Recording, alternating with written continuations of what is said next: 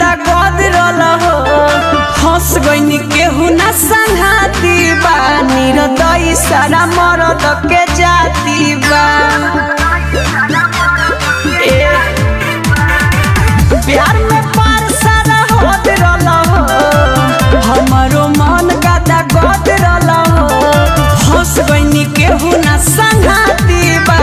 निर्दयी सारा मरद के जाती बा हमर मजनू बड़ा खून खार भइल बा हमर मजनू बड़ा खून खार भइल बा एही कारण ढोढ़ी पे एफआईआर भइल बा बड़ा रिस्की ओकर हथियार भइल बा एही कारण ढोढ़ी पे एफआईआर भइल बा एही कारण ढोढ़ी पे एफआईआर भइल बा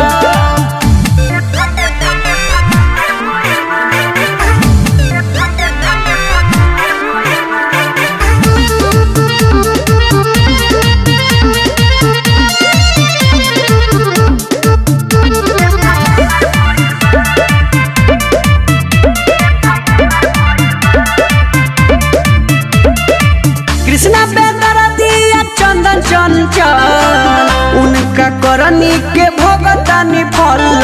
अब नहीं करे के मन करता बाकी का करी देह गाना गन करता